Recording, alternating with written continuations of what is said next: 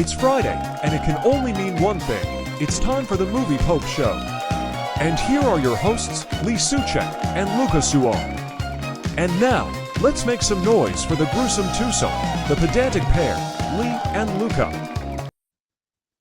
Well, it's the penultimate episode of Season 6. We're going to be taking a look at Disclosure Day, where we get to find out that we are not alone in the universe, but they kind of did it in a way that was a mixture between Close Encounters of the Third Kind and Fire in the Sky.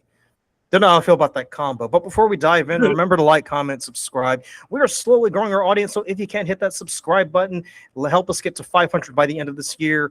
And as always, thank you so much for taking time out of your busy day to watch and listen to us, because we know you have better options, and we appreciate you taking the time to listen to the Movie Pope. So Disclosure Day, we did a trailer reaction for that earlier this year, around the early in the summer. And at that time, we pretty much didn't give that much credence to it. It was just a Steven Spielberg movie. It roughly came out around the same time that the government decided we're going to release some files on UFOs, and if the public wants to make a big deal out of it, we'll have at it. I mean, there are other things we got to do. We got to bomb, around the submission and make sure the Strait of Hormuz is kept open. They told Spielberg ahead of time, right? This is all part of the plan. Well, I mean, he has a pretty good relationship with the government. And remember, he did film, he did film the moon landings back in the '60s, so that's how he got the job for Jaws. So, the Disclosure Day, Lee, this is your pick, just because usually as we get closer to the end of the season, we begin to start figuring out, well, what do you want to review? Well, I want to take a look at this movie. Okay, that's great. We'll go ahead and do that. What was it about Disclosure Day that made you decide, you know what, let's go ahead and have a crack at it? I would say it's probably because Spielberg did it, right? I think that was kind of the big thing, because I was thinking back to, Spielberg's filmography, right? And obviously this is about as iconic of a director that we have out there, right? Guy's been doing a lot.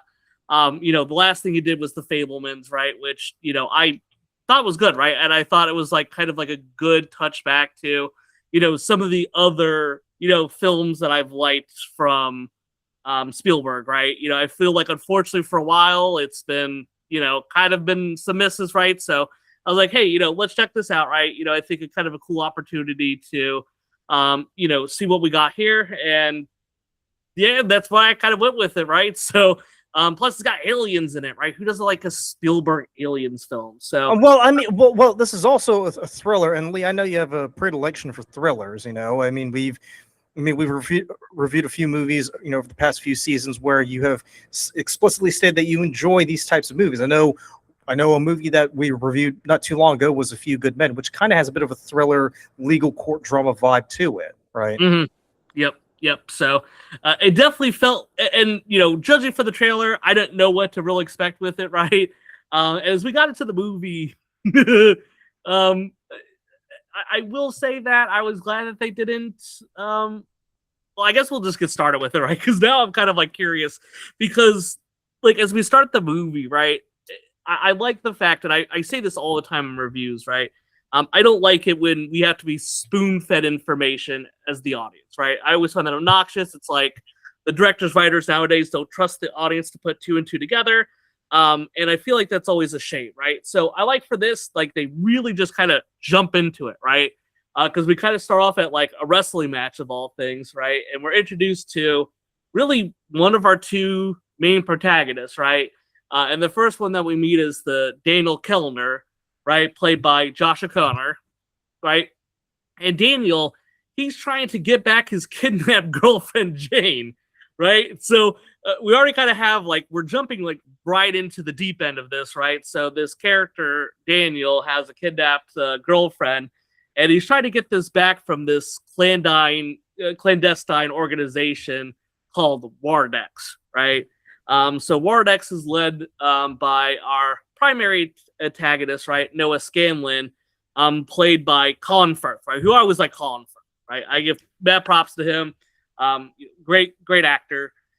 So we have this kind of interaction where, Daniel's sitting there trying to help get Jane back, and he just pulls out this random device, right? And as I'm watching this, right, he's holding this device in his hands, and you see like the reaction, like everyone starts to draw guns on him, and I was just like, oh, this is interesting, right? What's the device do? I have no idea. But whatever the device can or can't do at this stage, we don't know, but clearly it's enough to like really kind of part the sea and get all these bad guys away from him, so he's able to kind of flee, right? And you know, it kind of this fun fashion, right? You know, I like a movie that doesn't explain it.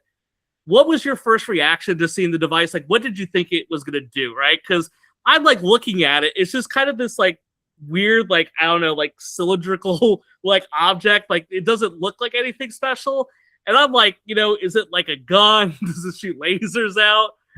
Is it a bomb? I had no idea what to expect, but when you saw that for the first time, did you have like an inkling to what this device might do? I mean, I thought it was just like an ordinary rock or something. It kind of. Oh, really? Okay. It kind of reminds me of an episode of Doctor Who where the Doctor pulls out, this cookie from his pocket, and he says, you know, I've got a detonator to a bomb. If you don't let me, my friends go, I'm gonna press and destroy everybody. And then when he gets back onto his ship, he like takes the quote unquote bomb and starts eating it. And it's like, oh, it was a cookie this entire time. Yeah. So I was just thinking, it was like some sort of boondoggle or tchotchke that he just pulled out, and it was like, you know, I'm going to use it, and everyone's. Oh, that's fair. That's cool. Yeah, as we'll find out later, they're involved in some pretty secret shit. They probably thought, oh, it's some stolen alien tech, because Kellner does do a little bit of a few sus things. So I mean, so for them, they probably thought, oh, that's probably one of those devices he stole. And then you come to find out, oh, it actually is a device that he stole. It's not just some tchotchke that he just randomly pulled out of his pocket to like threaten people with. Yeah, no, that's cool. Yeah, no, and that also reminds me. I guess this is probably something Rick and Morty took, right? Because when they go to that planet where where they kill people, right? I mean, I know they kill a lot of people, but the Purge planet, right? Where he has like something that he throws and it kills a bunch of people, and then he holds up like a box of Tic Tacs, and he's like, I'll use this on you if anyone else comes by. And then you realize that, oh, it's just a box of Tic Tacs. It's just a bluff. So. But that just seems to be like almost like a gag in sci-fi where people use ordinary objects and just say, like this is a bomb that's been miniaturized, you know? Yeah, but no, that's a great point, right? Because if you think about it, we don't really know. Now, the one thing that does make me think about it, because Colin Firth's character does eventually use it, so I feel like he already kind of had inkling about it. But yeah, like we don't know the scope of what it is at this stage. So so interesting, right? So I kind of thought it was like some type of device that was gonna blow shit up, or like I don't know, like push people away or some shit like that, like some type of like force push that goes out. But you know, what do I know? So luckily, right, this ploy by Daniel Kellner helps get Jane back, right, and they're both able to flee. And they end up like escaping to like a monastery, right? So that's kind of what happens. And that's one of our main protagonists, right? Which we're going to talk about our other protagonist, which is Margaret Fairchild, right? Who's played by Emily Blunt.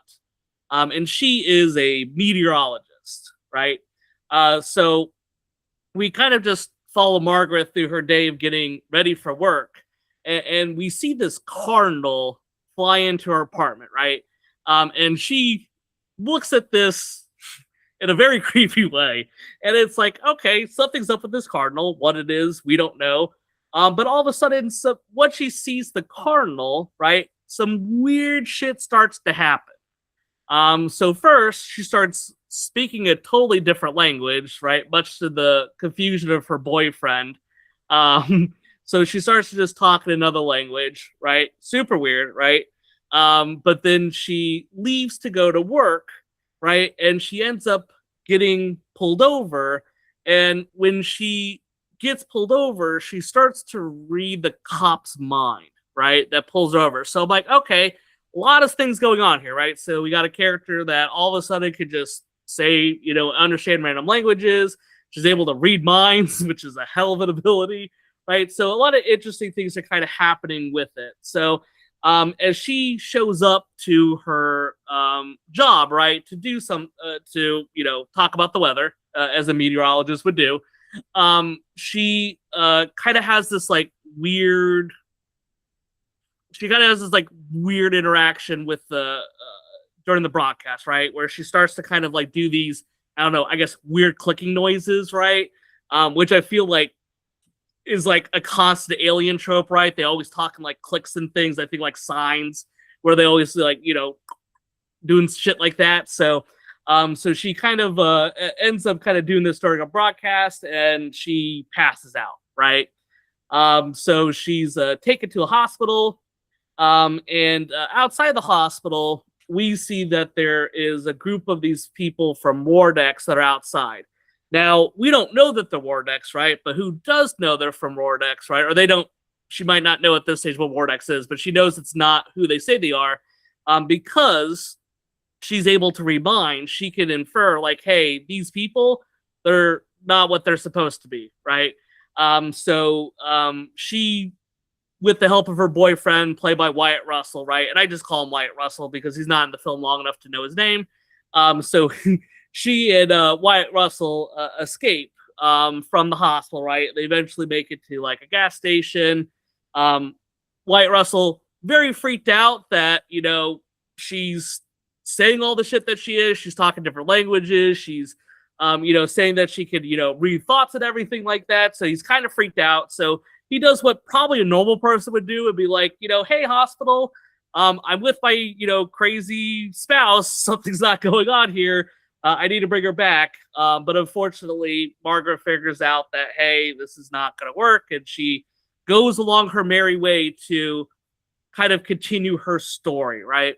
And I wanted to talk about this really quick because I know I just kind of ran through everything that she did. But like for the first half of this film, she doesn't really have a lot of agency to it, right? She's trying to understand what she's going through. But I did feel like it was really distracting that you have these two different leads that are all doing different things, right? Because to me, what's going on with Daniel Kellner's character, right? He's a lot more interesting as a character because more stuff's happening with him. Whereas for Margaret, she doesn't really have anything interesting going on. She's just kind of like running for the sake of running. And I don't know, what did you feel like having like two different like main characters having like two significant amounts of screen time in this film? Well, first of all, let's keep in mind the world's already on edge because yes, that's true. Yeah, because the thing that kind of confused me was the fact that everything seems normal, right? For Margaret and Daniel, everything kind of Daniel's case is not normal. For Margaret, everything's normal. But then by the time you get to the gas station, everybody's panicking, everybody's running around the streets. I'm like, okay, is there something that I need to know here? Because when Margaret's driving to work, everything just seems fine. It's like a regular day, and all of a sudden, people are panicking, buying up all the gas and water that's available. Yes. So I felt like there was a huge disconnect that they kind of needed to address. Yes.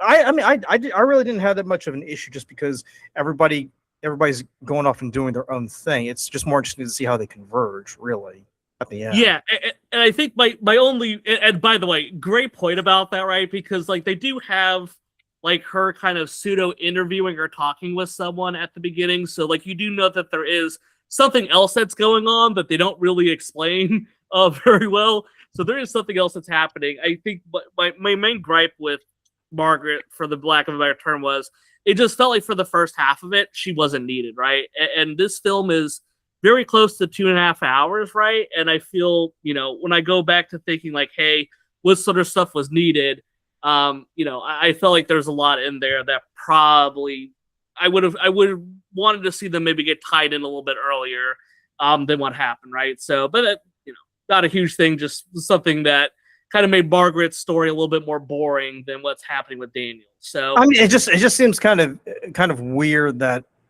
she does that Jedi mind trick and people just let her go. Like, oh yes, don't worry. Like with the cop, We will talk about that, Luka, because there's some shenanigans that happen in this film. So I'll be honest with you, like given what was going on, I'm surprised she didn't start flying. I'm like, well, she can already speak all these languages and read people's minds and kind of make them see what they want to see. Like, how is she not like invulnerable? Like, yeah, she might as well be omnipotent.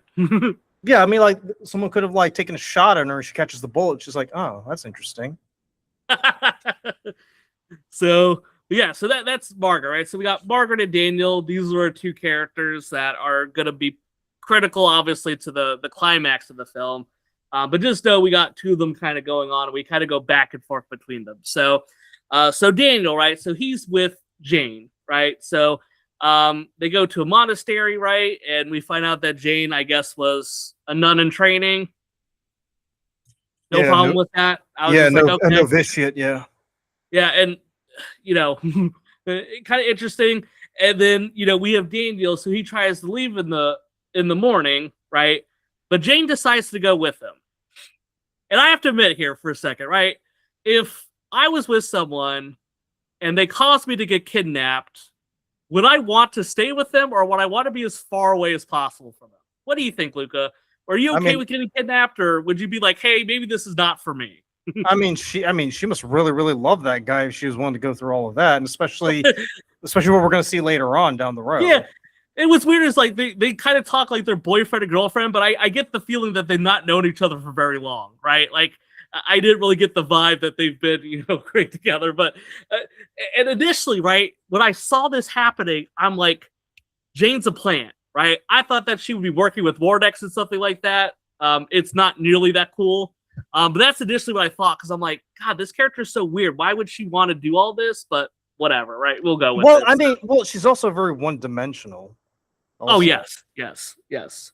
Her whole character is religion, which we're going to talk about right now, right? I mean, it gives a whole new meaning to the term plain Jane, if you think about it. Yes. And nothing against the actors for that, too. It's just that her character was like a nothing burger for me. So Daniel and Jane, right, they're taken to this, safe house out in the middle of nowhere, right, trying to stay away for Wardex, right? And this is where Daniel starts to explain what exactly is going on, right? So he shows Jane, right, a group of videos that show that aliens exist, right? And we very clearly see in these videos, right, they don't hide it or anything, right? We see aliens, right? We see aliens. We also see aliens getting experimented on, right? Which is, I guess, like a running thing for this. Of course, as usual, when it comes to this, like anything we don't know, we have to experiment it on and, treat it like shit. So a very common trope that we see in all these films. So now, Jane has a very interesting reaction to seeing this stuff, right? I think for ourselves, right? And, we both went to Catholic school, right, Luka? So both went to the Catholic school, right? So, something that I feel like we have been a part of, kind of, I guess, the religious, a part of religion for some time, right? And her reaction was very bizarre to me, right? At least for myself, right? Because, and I'm going to quote you some things that Jane says after watching this, right? So one thing that she says is, people will view the aliens as deities, and they'll stop believing in God. Another thing she said was, we're raised to believe in a supreme being, and now you want to show actual supreme beings? I mean, they're contradictory statements, basically. It's so bizarre to me, because it's like, okay, like, talk about like such a weird approach to this character, right? So she is like, I guess, like a religious perspective on aliens, right? Or I guess like disclosing information about aliens.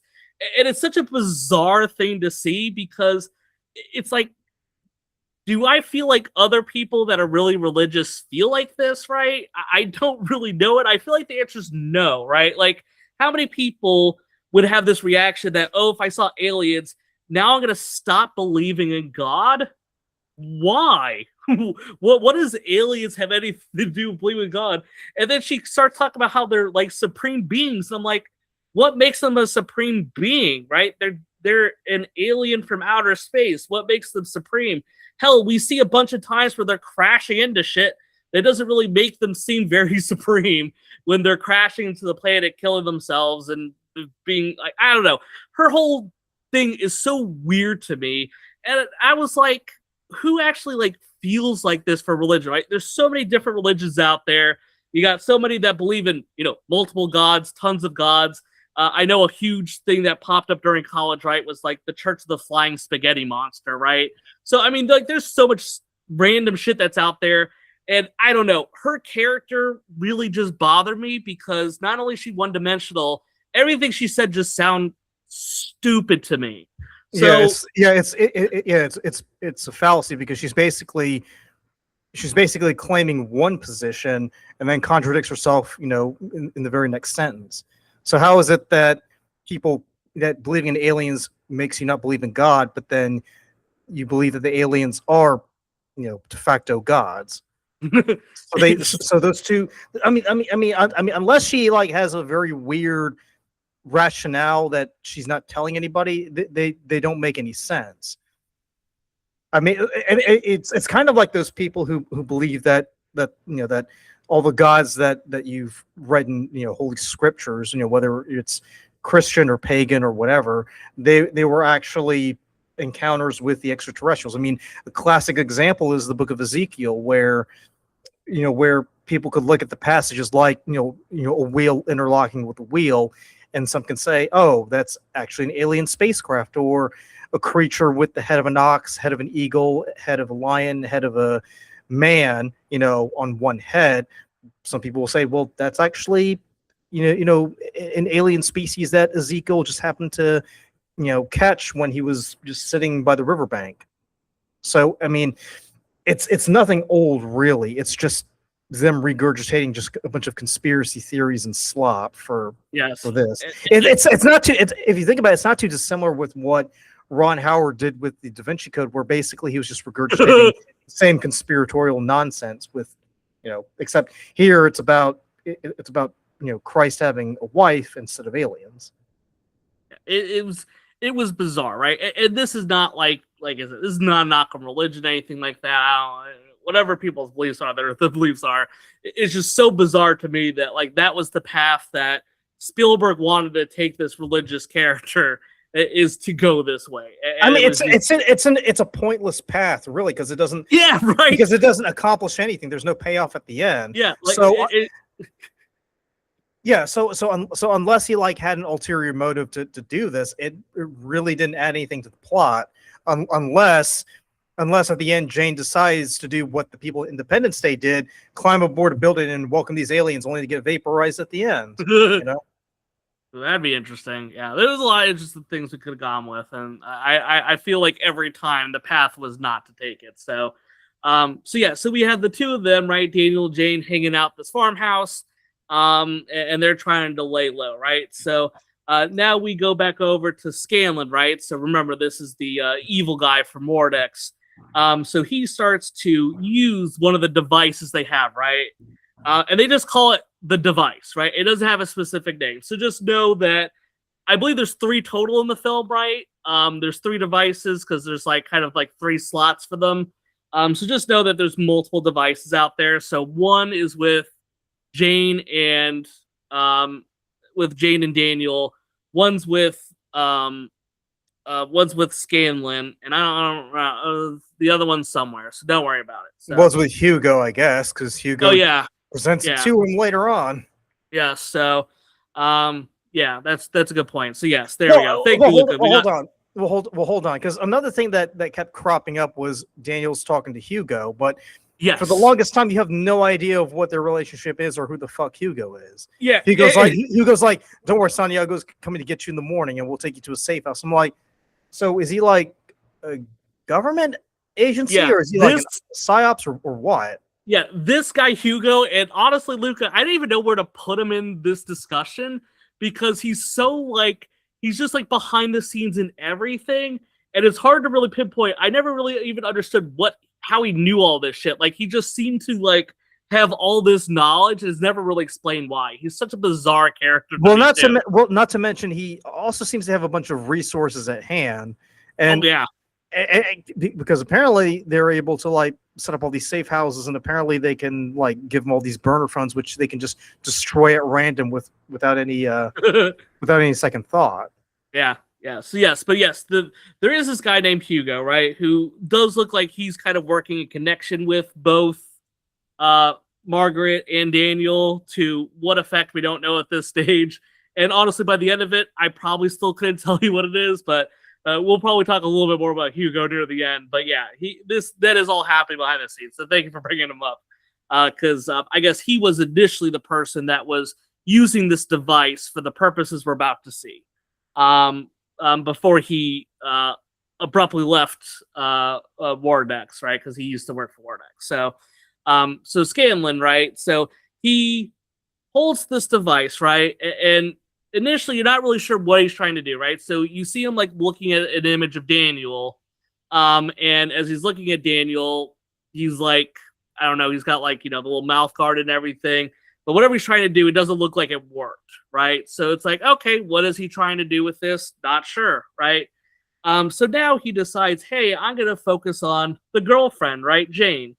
And then this time when he's like looking at Jane, right, on these images, right, he's able to, they call it dive into Jane, right?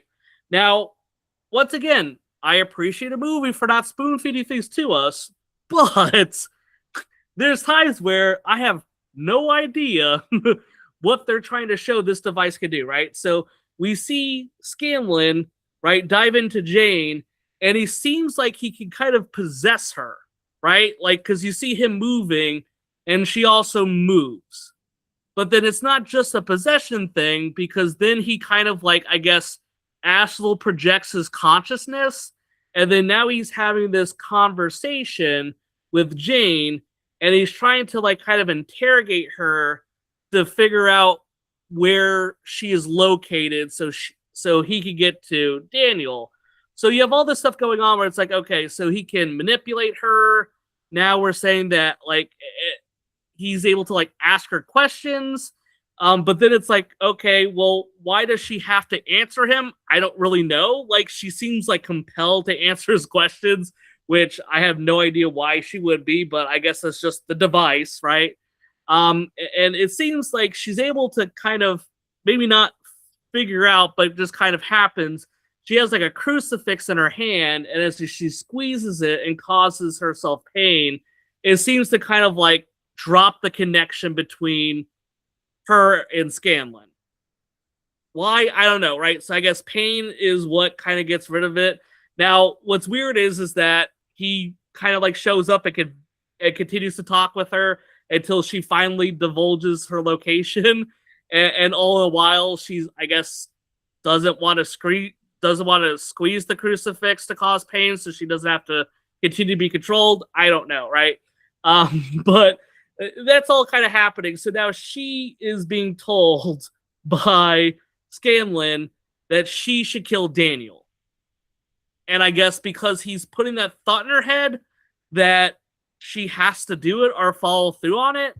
And yeah, and I'm at the stage, Luka, where I just kind of gave up on this film. This is where I was just like, you know what? I appreciate a film for not wanting to tell me everything, but I feel like in that same circumstance, you have to give me something to go off of, right? You're using this device. You can't use it on Daniel, which we kind of know a little bit why. You use it on Jane, fine, right? Then he can control her, don't really know why. And then he could like converse with her, and like if you could control her, can't you just control her mind and just know where she is? I don't know why you have to have this conversation with her. And then he's also able to like convince her to murder somebody because like he's in her mind. I have no idea. I cannot think of a movie in recent memory other than The Mirror where I was watching something and I was just like, what am I supposed to take away from this? Like, as an audience member, how am I supposed to really understand what the risk and what this device can do if you can't spell out even a little bit for me? So what did you think of all this stuff that's going on with Scanlan being able to dive into Jane's mind?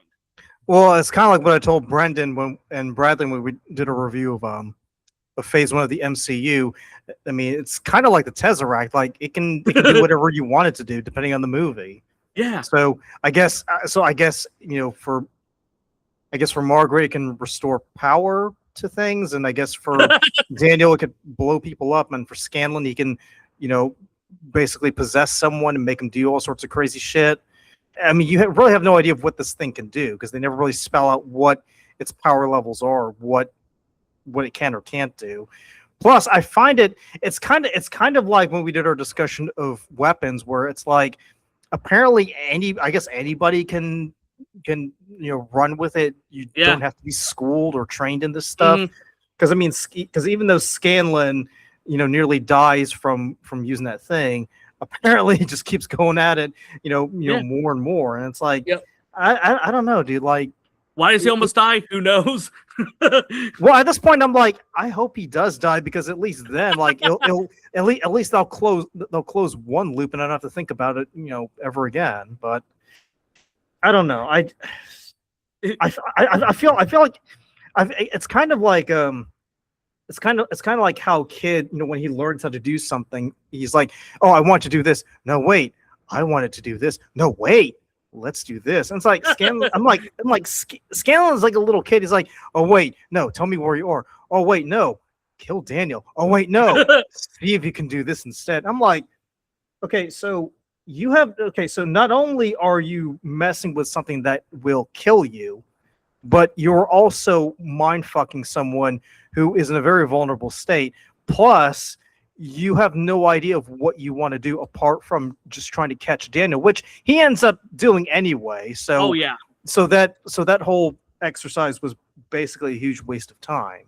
So it's just one of those things where it's like they could have put a little bit more thought about what Scanlan wants to do, because if Scanlan wants to be menacing, there's nothing more menacing than someone who's measured and calculating. Scanlan's just all over the place. He doesn't know what he wants to do, right? Yeah. and apparently he has no idea of what is actually going on, because when he astral projects to talk to Hugo, there's a lot of things that even he doesn't realize when Hugo explains it to him. So I'm like, I'm sorry, you're the leader of this company. You're supposed to know everything. How the fuck did you not even know this? Like, dude's behind the times. How detached are you, dude? Like, how many golf? I mean, I'm just thinking this guy has been schmoozing up with the guys at the Pentagon for so many years. He's probably forgot what they're even supposed to do. which raises the question: what the fuck does Wardex even do? Apart from just being some sort of like, because they're not the government, obviously. No. So work with the government. They work with the government, but that's a catch-all term. So they're doing something, but they never really flesh out what they do. And by the end of the movie, I was hoping Hugo would explain, but Hugo's just like, "Do you see now?" I'm like, "Oh, fuck you people!" Like, I wasted nearly 3 hours for this. Like, I could have been watching the a preseason game, but instead I'm sitting here on a Friday afternoon wasting my time trying to figure out if there's a payoff, and there's nothing at the end. Oh yeah. Don't worry, we'll get there, Luka. Don't worry. Hold it in. I know it's hard. So, but your 49ers didn't do too good in the preseason yet last night, so it did fine. Oh my gosh. Okay, so but yeah, so but yeah, so has this device, right, that has very, like, to your point, right, it's like a little kid that's like, hey, the device could just do whatever I want, right, and I don't have to spell it out, right, because it's like, oh, I'm trying to be smart with it, but then it's just like all over the place because you don't know what it could do. So you have Scanlan taking over Jane's mind, right, and then this is where Margaret, she kind of shows up, not really, but kind of briefly. So she calls up Daniel to warn him, like, hey, I don't know if this makes sense to you, but this guy Scanlan's diving into Jane's mind, and Wardex is coming, and I hope this makes sense to you, and I'm just telling you this now. So Daniel obviously knows what's happening, so he is he just happens to know, like, he doesn't even ask any questions, right? And then I like how Wardex kind of just shows up, like, immediately, right? He's like literally on like a grass field that's like out in the front yard of this safe house, right? And none of the people that work for Wardex notice him. He's just like out in the field, and it's just like, well, that could be anybody, I guess. And so he shows up, right? So you have all these like Wardex, people around. So in his infinite wisdom, right, he steals a car, which I don't really disagree with, right? You're trying to get out of there. That's probably the best thing to do. Yeah, I mean, beats running. I mean, that's exactly, right? Like, you're not gonna get around foot, right? So I'm like, okay, you have to sell a car, and he's like, okay, what's my strategy here? It's like I could leave, or I could drive through all these people to rescue Jane, which, you know, okay, fine, I get it, right? Like, it'd be kind of a douchebag move. Like, we as an audience probably wouldn't really like him to go back for Jane. So he goes and he picks up Jane, right? Now, keep in mind, right? Jane is still being controlled by Scanlan. And you know, Jane's sitting there and she's got this knife, right? That she's looking at Daniel pretty creepily at this stage, right? But I guess, like, I don't know, she's able to come to and she like stabs her hand and that causes the connection to be totally snapped or whatever. Now, why Scanlan can't just go right back in and start doing it again, I don't know. The movie doesn't want to say anything. All we know is that now Jane's back in control. The one thing I will say that I thought that was cool, right? So when Scanlan takes over Jane, because they have two different eye colors, you actually see the eye colors change. Yeah. Which I thought was cool, right? So Colin Firth has brown eyes. Jane has like hazel eyes, or green eyes, blue eyes, whatever. Not a non-brown color. So when they're, you know, when he's in her body, I like how the eye colors change on the two characters. I thought that was a nice touch to know who's controlling whom. So, but yeah, so we have Daniel and Jane. They're eventually able to escape from all these Vortex people, and they hide out in a motel, right? Now, Daniel, right, he knows that Scanlan's able to get into Jane's mind, right? So what does he do? Right? He decides, hey, cool, we need to remove any reference of where we're at, right? We have to get rid of everything that shows where we're at, because if Jane gets controlled again, which she does, we need to be able to do this. So I was like, okay, cool. So that makes sense. Oh yeah, because, you know, everybody knows, motels don't look alike at all. I mean, yeah, I mean, that's true, right? So, I mean, they do see, like, it has, like, the address of the hotel and the name of the hotel and stuff like that. So they have all these, like, I guess, like, little things that if he was to scan the room, he would be able to see, is what they're going for. But I'm sorry, like, if he knows, and this is the thing that really bothered me, if he's fully aware that Scanlan can possess Jane, why the fuck would he even bother going back for her in the first place? Right, right. So, of course, like the stuff I can understand. Like, I mean, because you need that shit to, you know, disseminate that to the public. But at that point, I've been like, look, I mean, you're on your own, bitch. Like, I can't trust you. The only thing I could say with that is, like, it probably would have just been like a dick move if he was to leave her behind. That's the only thing I could say to that, right? Because, you know, they're in a relationship. I'm sorry, you want to talk about a dick move? The way that Hugo carries about, made me wonder: is there really a difference between Scanlan and Hugo at this point? Ooh, look at that! So yeah, no, it is definitely one of those perplexing things. And what was even more obnoxious to me, right? So during the night, right, Jane is taken over by Scanlan, which we all knew, right? So he's removed all the stuff about the motel that he's at, right? But for some reason, he just fell asleep with a piece of paper in his hand that happened to have the address for the motel on it. And I was just like, oh, Jesus, come on. Like, this is like the laziest way for him to figure it out. Well, not to mention he did a pretty shitty job in tying her up too. I mean, that's true too, yeah, because he did tie her up so she could do it, but clearly she was able to use her feet to get in there. So, but yeah, it was just kind of goofy. And you know, unfortunately, right, so because he's able to find it out, Wardix shows up and he captures Daniel, but he lets Jane escape with the special device, right? And that's kind of it for Jane for most of the rest of the movie until the very end. But, you know, I felt like Jane was only included in this so the story could continue. Because without Jane, Daniel never would have been captured. They would have been able to meet up. Margaret and Daniel would have been able to meet up. And the movie would have been over. So I felt like Jane was just there just to kind of keep the story moving along. Otherwise, this shit would happen too quickly. So, okay. So now, right, so Scanlan has finally caught Daniel, right? He wants to, you know, get all the information about the aliens back, right? So he has, you know, tons of terabytes of data and movies about the aliens. He also wants to get this device back from Daniel. So Daniel does have the videos with him, but gave Jane the device, and now Jane's kind of in the wind. Now, why Scanlan can't just jump into Jane's body and find out where it is, nobody knows. He never tries that. Makes no sense why, but, hey, this is the movie we're in. Sometimes he just doesn't have any logic whatsoever. So Daniel's brought to this facility, right, where he gets questioned about whatever else he wants to find out. And this is where Margaret decides to show up back in the film again, right? So now I will say, for the sake of the, storytelling, right, Margaret is kind of showing up periodically throughout. I just kind of bolt all of her stuff up together because really she's not doing anything. But just know that she spends most of her time driving around Maryland, basically. Exactly, yes, right. She does a lot of driving, right? So I was like, you know what?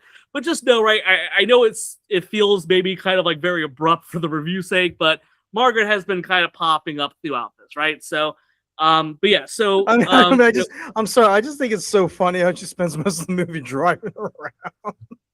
Right, I mean, there's the thing about, right, and this is why I had issues earlier when we were talking about Margaret. I'm like, she just didn't really have a whole lot to do, right? She's just kind of like there. I mean, we're over halfway through the film, and then finally they're actually connecting, right? Like, we're about an hour and 20 minutes in of a 2 hour and 20-minute film, right? When we're finally getting these two characters meet together. So Daniel's at this facility, so Margaret shows up, right? And she's using all of her, like, special powers of, like, oh, cool, I know your badge number, and I know the whatever word of the day, so I can get through. So she just kind of shows up at the base, and she rescues Daniel. And I'm like, okay, cool. Like, I guess this is going to happen. And I'm like, well, how the hell she could get out of this, right? Like, everyone's here. She's kind of like in the heart of the beast. And everyone's here. I'm like, what's going to happen? So, well, they just kind of walk out. Well, Lee, you're forgetting another crucial element when Hugo shows Daniel the that footage of Margaret speaking in clicks. He's like, sure. He's like, oh wait, you can't hear that? And Hugo's like, no, I just hear clicks. And he's like, huh, okay.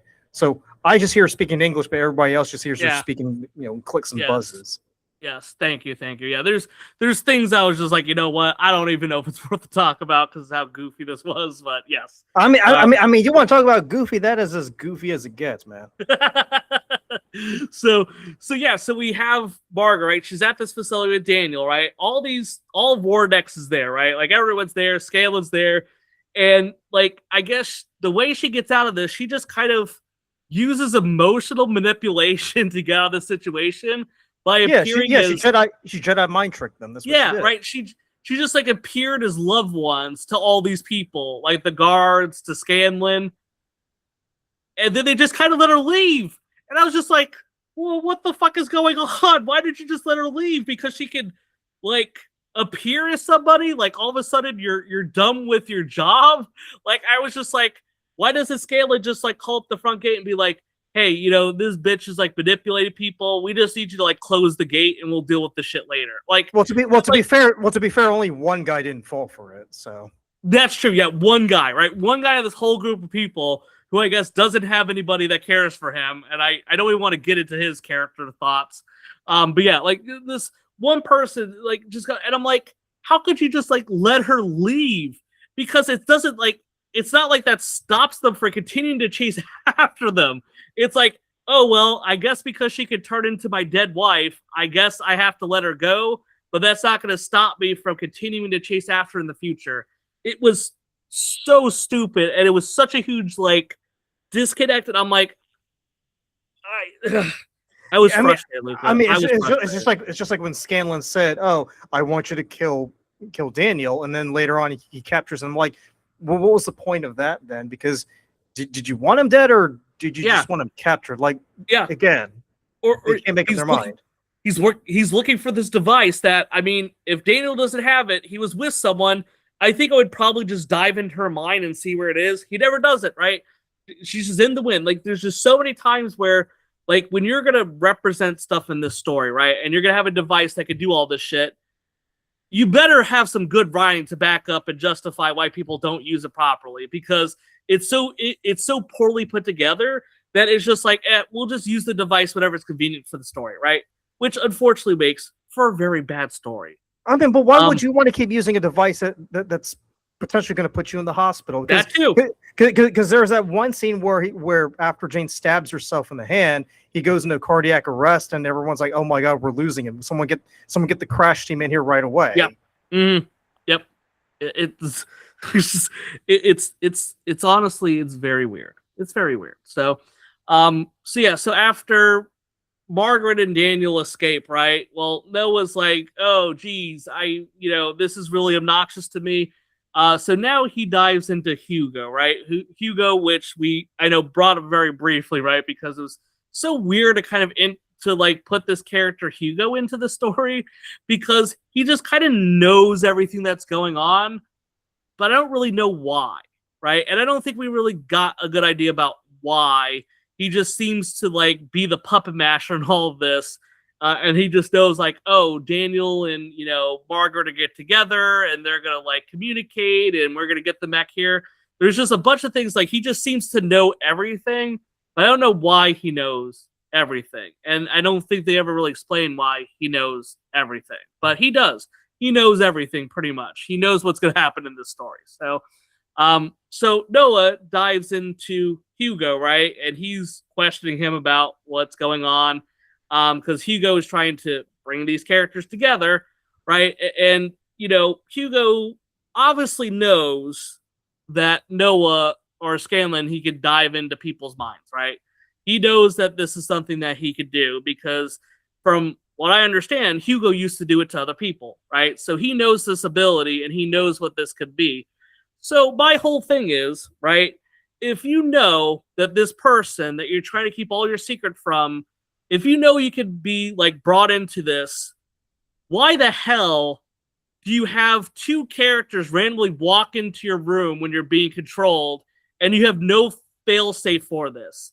I was just like, bro, you need to tell people if you're mind controlled, right, or you're being manipulated, you should be telling everyone, hey guys, I'm being dove into. I need everyone to stay the fuck out of this room so we don't have our whole plans get ruined. But then all of a sudden, two people just show up. And Scanlan's like, oh, those two people. Now we could use those two people to figure out where you're hiding. And I just loathe that scene so much because this character, Hugo, right, who's constantly been a step ahead, always has all these plans in place, and he's not smart enough to tell his people, hey, don't come in here because you're gonna fuck up the plan. And it just happens. It infuriated me so much how so many times characters just be absolutely batshit stupid, and they only do it for the sake of the story, right? That's the only reason that they do this, is to make the story continue, because if any of these characters were sensible, this movie would have ended an hour ago. But hey, we have to have the movie. So, did I miss anything, Luka? Did you want to add in anything? I'm sorry, I know I'm just sitting here ranting about Hugo, but this stuff is just driving me batshit crazy. I mean, I just think it's odd that for an organization that's supposed to be secretive, everybody just happens to know what the secret is, except yeah, us. That's true.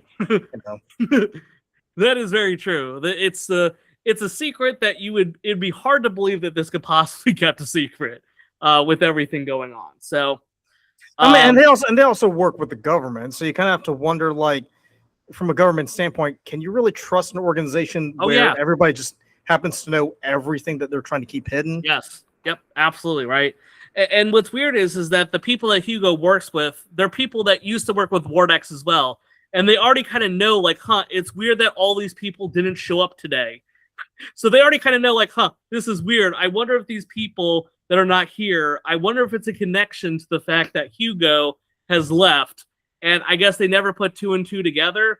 I don't know. Doesn't seem that hard, right? I'd probably call up this person hey, are you sick today? And then if I did get an answer, I'd be like, that's really weird.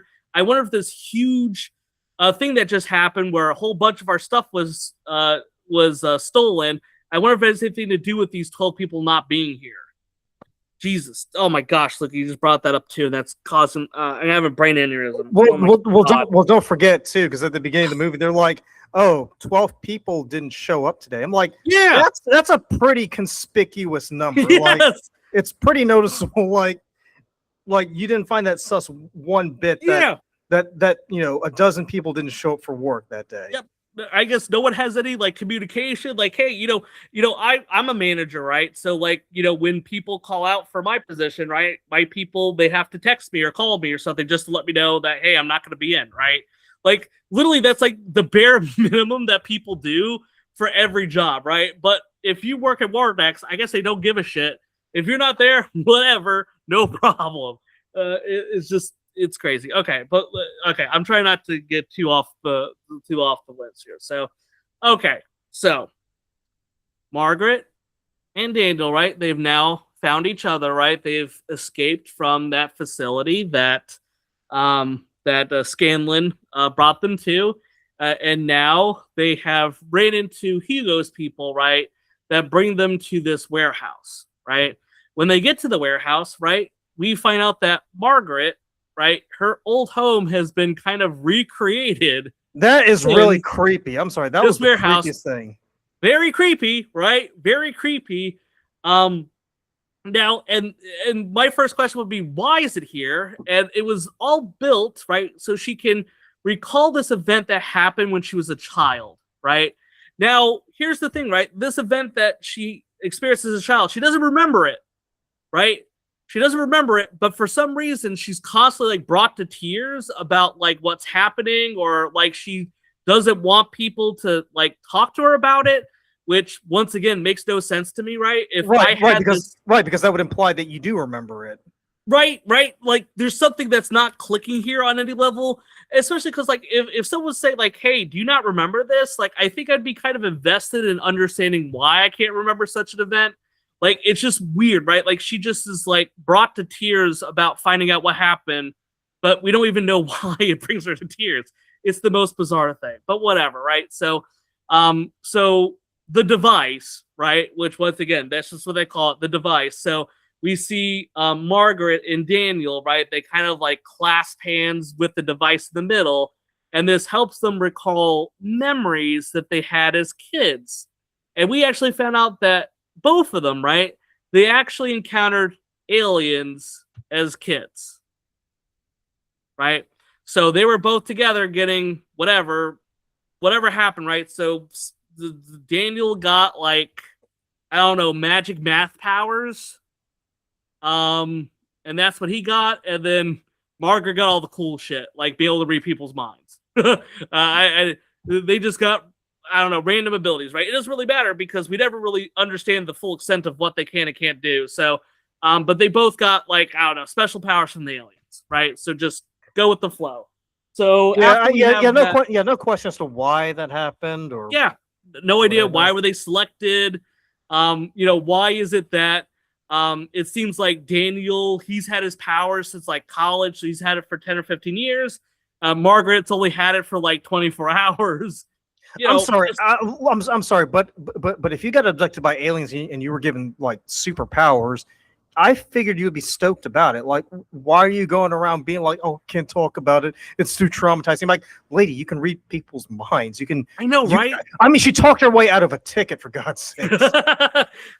Which is like, that is the peak of what you can do with that ability, right? Is to talk your way out of tickets. So, I mean, it's bizarre, right? So, but yeah, so they had this memory, and now it's like, okay, now we know that they were like abducted as kids or something. I don't know. I don't want to use the term abduction because it's more like they just kind of, well, no, they got abducted, right? Like they just kind of lure them to this house, which is like their ship.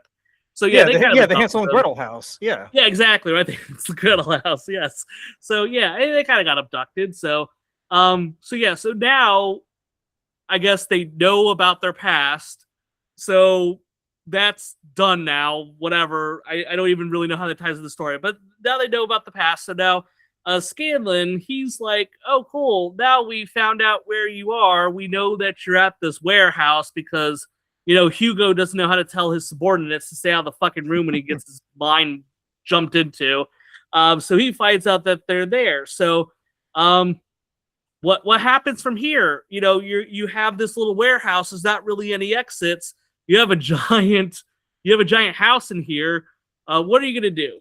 Well, I have an easy answer for you. Well, that device is just gonna make everyone invisible. Right? Just make everyone invisible. Why not? Yeah, why not?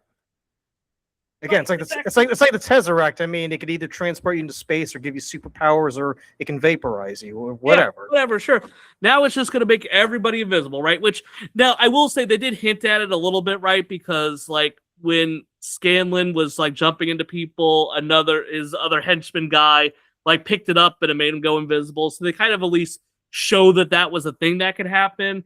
But then Margaret, she just kind of makes everyone invisible, right? Everyone that's around her, right? So Hugo, Daniel, herself, the house, the fire trucks that are there, like she just makes everything invisible, right? What doesn't become invisible though is the device, because why not, right? Sure, the device doesn't turn invisible, but it can turn everything else invisible. Makes no sense, but whatever. I mean, I wish that device would also make everybody quiet, because my God, like as soon as they start running, it's like, right, yeah, you might as well not be invisible because they can fucking hear you. Like you have it do invisibility, but it can't like mask noises. And also like Scanlan has like the little infrared thing, and like you can see that they're all there. So I'm like, okay, so this device turns people invisible, but it can't turn off heat signatures, it can't make them quiet. Like, I don't know, if you have a device that can do all this shit, maybe like have some boundaries to it, because it just looks stupid that it's like, once again.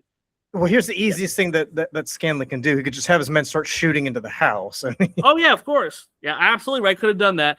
Now I will say, right, the everything being invisible did kind of give some good sight gags, right? Like the guys that are like rushing in and they, crash through the window that they don't see, or the guy that runs into the door. Like there was like some like, okay, that's kind of like an amusing sight gag, because that got old really quickly. Because I know, I tried to pick up anything that was funny, man. I know. I mean, look when they started seeing like the guards getting dragged up, I'm like, okay, you really don't find that sus? Like, yeah, okay, they're right there. That was the bridge too far for me too. Was them dragging them away? Like just have them not be in front of the fire truck if you do that. But whatever. So.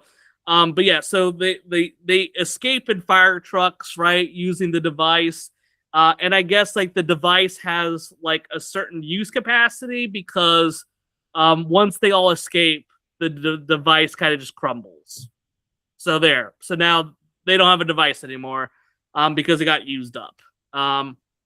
So there. So what do they have to do from here? Well, now it's time for them to like help broadcast everything that they have, right? So Margaret goes to, her the TV station, right, where she does the weather. So she goes there. She convinces people to help her out by like whispering shit into people's ears. It's kind of weird. Like she's like, I heard a rumor. Yeah, exactly. Thank you. That's exactly what I was thinking when I was watching this, which is weird, because she's like talking to like the one guy. He's like, oh, he really loves you, your son, something, help me out. Oh yeah, the station manager, yeah. Yeah. It's just like some like totally normal thing, and then all of a sudden he's like, well shit, I'm convinced I need to help out with whatever the hell's going on here, from the person that I saw less than 24 hours ago that was in the hospital. But sure, I'm sure everything's okay. I mean, these must be some really weak-willed people. To be honest with you. Yeah, they're just like easy. It's just easy for them to be, told what to do, right? So my understanding is that if I go to Kansas City, like I can just manipulate anybody in Kansas City, because apparently they'll be suggestible to anything. So what you and I need to do then is, as soon as this football season starts, fly to Kansas City and just start whispering a bunch of random crap to people and make the Chiefs lose. You're missing something really critical in this, though, Luka, right? We don't look like Emily Blunt. No, you just wear a wig. I mean, I'm kind of flattered. You think a wig is gonna help me look like Emily Blunt? Thank you. Well, that helped my self-esteem today. You already got the tits. You might as well just like have the hair. Thank you, Luka. Why do I have any enemies when I have friends like you? So, I'm not really your friend. I'm more of your producer, but I appreciate it. Okay, I guess I've known you since high school, but I guess we're not friends. So. Okay, middle school. I'm sorry, even earlier. So see, that's why you can't even remember that we were friends since middle school. How dare you, man? Whatever, man. Stop. Okay. So we go to what we talk about. Oh yeah, Margaret's at this broadcasting studio, right? So, they're gonna show the world the aliens, right? Why? And, I'm sorry. Why are they doing this? Like, because I'm it's so confused Disclosure about Day. It's Disclosure Day. That's what they do on Disclosure Day. They disclose aliens. That's what they're doing. They want the world to know there's aliens, man. I think that's the moral of the story is aliens exist. I don't know. You know what? It reminds me of the at the end of Watchmen, where Ozymandias just basically pins everything on Dr. Manhattan, so the world stops fighting and they go after Dr. Manhattan. That's what it reminds me of. Yeah. Because remember, everybody's talking about, oh, the world's on edge. We're going to go into World War III. And then you show up the aliens, and they're like, oh, all of a sudden we got to make peace. I'm like, what the fuck does that have to do with anything? That's true. Though also, I feel like in that, wasn't there like a giant octopus or something, and they definitely didn't want to go that route for the Possibly, that attacks. but There was a giant octopus that attacks New York City, right? And that's what they initially were trying to blame. It's fine. Let's not talk about that. So we're at the climax of this really critical story, right? So they want to disclose that there's aliens, right? That's the whole purpose of this. They want to show that there's aliens. So like, hey, cool, there's aliens, right? So Wardex, right? They want to show up, right? And they're like, hey, cool, we don't want them to broadcast this because we want to keep the aliens a secret. So we're gonna go ahead and we're gonna kind of just like destroy like the power supply that's going to the building, right? Which they successfully do. So it's like, oh, cool, Wardex won. Like, they stopped them from broadcasting all of this. I still don't know why they want to stop them from broadcasting. They don't want aliens need to be a secret, okay? Because people can't deal with aliens. They can't handle the truth, Luka. They can't handle the truth. That's the dumbest reason I've ever heard of. I mean, you might as well just like say we can't have, hot fudge Sundays anymore, or you can't sell beer on Sundays. Jane has already proven that religion can't handle aliens because people would just start worshiping aliens or something, right? I don't know.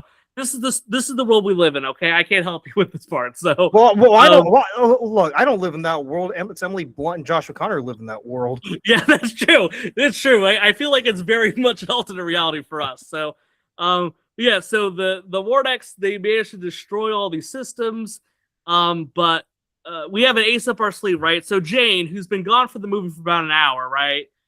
Who still has the device in hand, so she gets into the TV station and gives it to Margaret, right? And then Margaret, she uses it to just power on the station, right?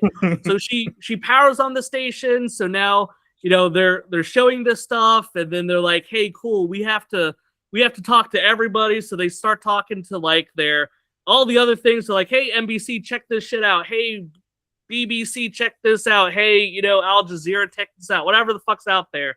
They're just like, hey, here's all this shit. Look what we found. We got aliens, right?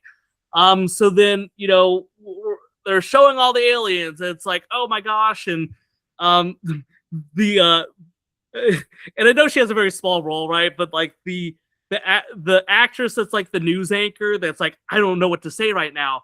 I'm like, bitch, they're just aliens, right? Like, I mean, come on. Like, you're making this sound like we're witnessing like, something else, right? The aliens. Yes, it's weird. But just like say what you're seeing on the screen, right? We're just watching aliens. Shit happens all the time, right? So, but yeah. So there's, they start showing all these aliens, and then there's something else that happens, right? Then, right, we have an alien that gets wheeled into the place, right? That kind of just gets propped up, right? And it's, every generic alien you've ever seen. It's always the same gray, super slender, like giant eyes type of thing. So it looks the same as that other alien. And you see the alien kind of just whispers something over to Daniel.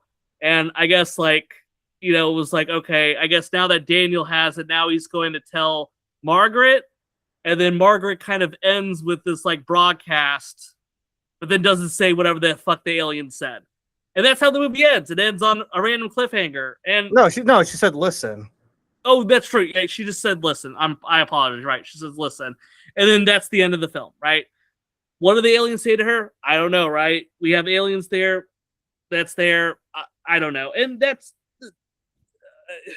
okay, I'm going to wrap this up really quickly, right?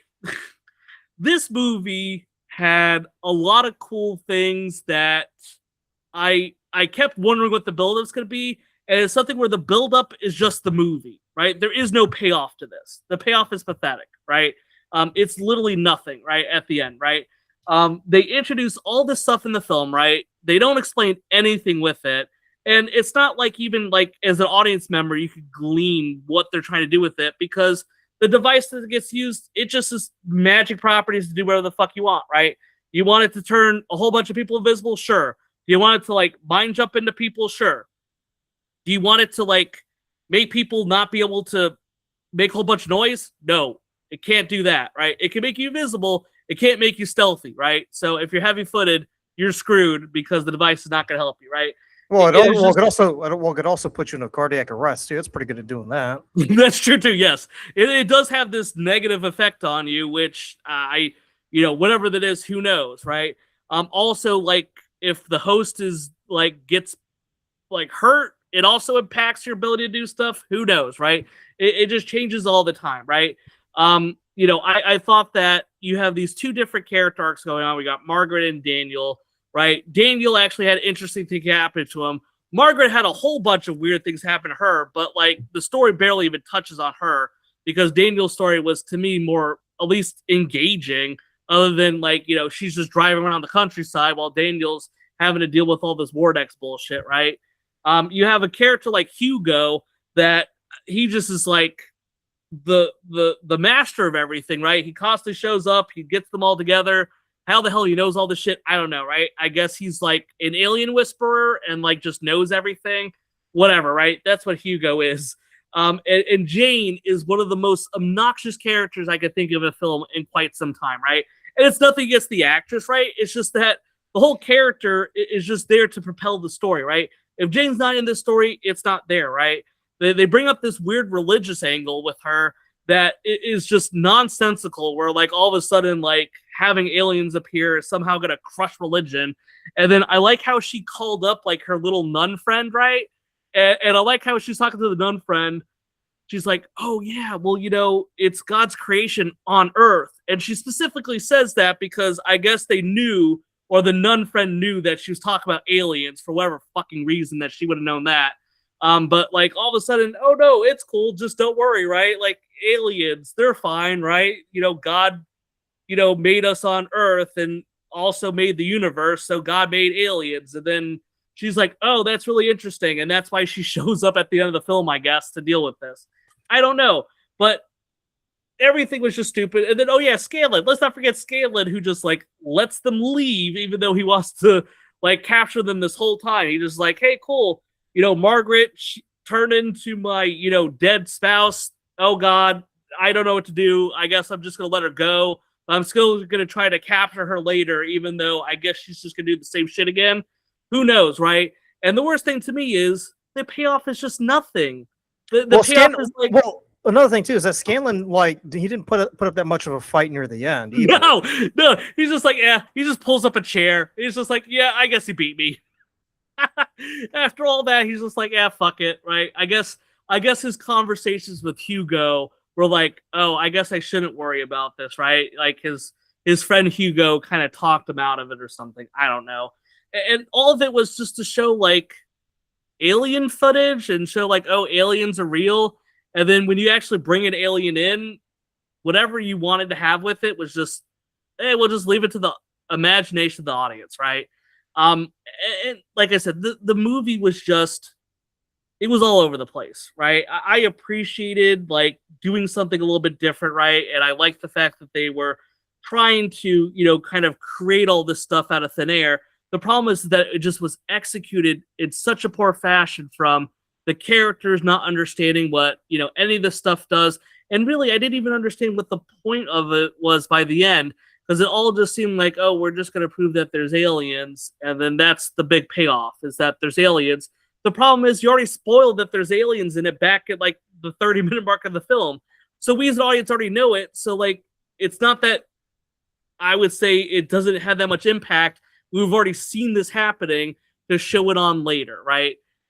So if I had to give this a final grade, I hate to do this to Spielberg, but this is like a 1.8 out of 5. Like, this is just not it, right? Like, it's cool to see him go back to that idea of, creating aliens.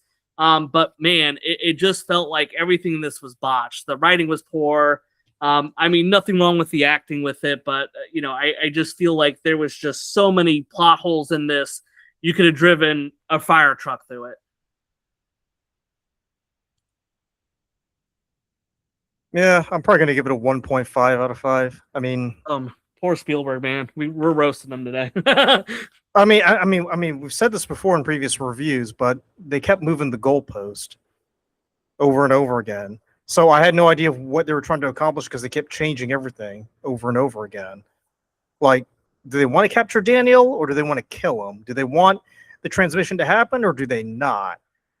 Because, like I said earlier, Scanlan, like, he was very adamant at the beginning, but by the end, he was like, whatever, it's cool. Like, we're just one out of many in the universe, you know. Mm-hmm. Another thing too, that conversation she had with the Mother Superior about aliens, I was like, that's one of the most hippie things out there. And funny enough, I was reading an article a few weeks ago where a Catholic priest, who's also an exorcist, a well-known exorcist, by the way, he said that basically aliens are demonic creations, and he basically got canned by his bishop as a result. So that should tell you all right there what the Catholic Church really thinks about this kind of stuff. But I don't know. I feel like this is more of Spielberg just getting on a soapbox, really. Yes. I agree. I mean, because I mean, if you're going to tell a story like that, because we know he's capable of telling a pretty good story when he wants to. 100%. When he wants to put effort into it. He just didn't care. Like, he just wanted to virtue signal, which, hey, when you're a Hollywood legend like that and you've made millions and millions, go right ahead. But don't expect the audience to go along with the ride if they don't agree or they don't follow with what you're doing. And if people don't understand or agree with your take, do not turn around and start saying, you kids just don't understand a damn thing. You guys are idiots. All right, don't go the Ridley Scott route. Just accept that you made a subpar product, and if people are actually smart enough to know that you made a shitty product and are protesting against it. But the only scene I enjoyed was Josh O'Connor driving that Dodge right out of the farmhouse. That was like the one good thing I enjoyed. The one scene that really, really pissed me off was that train scene. Really. Oh yeah, that was so goofy. Because I'm like, first of all, trains travel at a pretty fast pace, so they would have been flattened a long time ago. And two, are you expecting me to believe that a guy can shoot while he's driving from, I would say, like 100 or more feet away from a train? Like, none of that makes any sense. But again, it's whatever. I will say, Emily Blunt and Josh O'Connor, they did a phenomenal job. I will not fault them for that. Felt bad for Wyatt Russell. Felt he got the short end of the stick. He basically played a very shallow character. Yes. This entire time. Yes. I had no idea what Wardex did. Still had no idea what they did by the end of the movie. I had no idea that these devices you could just find just about anywhere. I mean, hell, you can go to a vending machine and get an alien device if you wanted to. I don't know. I just feel like this is like a really stupid movie. Like, there's no other way to describe it. It's just fucking stupid. There's nothing about it that's interesting because there have been some pretty good science fiction movies that have come out this year. I mean, Project Hail Mary, phenomenal. Yeah. Great way to integrate, an alien to a story and make it very compelling. This, I don't know. It's based on fear mongering and conspiratorial, and I feel like that's something that Spielberg should be above doing. But it's just a retread of the same thing we've already seen before, right? Like, even the alien design was so generic. I was just like, can we not come up with something different other than these like humanoid-looking things that are great with big eyes? Like, come on. They had something going when they decided to make the aliens disguise themselves as animals. I'm like, that's a pretty cool concept. They should run with it, but they stopped halfway, and I'm like, okay, so once they get to the farmhouse and they see the animals, that's it. Like, we're not seeing them again. Okay, so I guess they got rid of Animorphs for some weird reason. I don't know. I mean, Animorphs. I think it's just one of those. I mean, we said this about Ridley Scott. I'll say this about Steven Spielberg. I think it's time to hang it up, dude. Like, you've there's no shame in calling it quits and riding off to the sunset. You did what you did. It's time to bow out gracefully. But no, like, you did this. So yeah, the Fablemans would have been quite a conclusion, I think. But yeah, this one, unfortunately, I felt missed. Well, you know, some people just don't know where to quit, and unfortunately, that can come back to bite them in the ass. That's true. Yeah. All right. Really? Well, yeah, I want to, like I said, thanks everyone for listening to us and having a chance to check out this Spielberg film. I'm very curious, you know, how other people like this, right? I know Spielberg obviously has a great reputation, has done tons of iconic films, you know, and unfortunately, I mean, everyone's got some, you know, things in their filmography they probably like, wasn't really my best outing, and I wonder where this lands with a lot of people, right? So, you know, especially with it kind of being on the tail of, you know, all the alien stuff that's happening in, you know, reality, right, in our world. You know, we have a bunch of that stuff that's going on right now, so kind of interesting that this came out on the tail end of that. So yeah, let us know anything in the comments. If you have any cool alien stories, let us know, right? Be the first person to tell us about your alien encounters here. And we'll see you in the next review.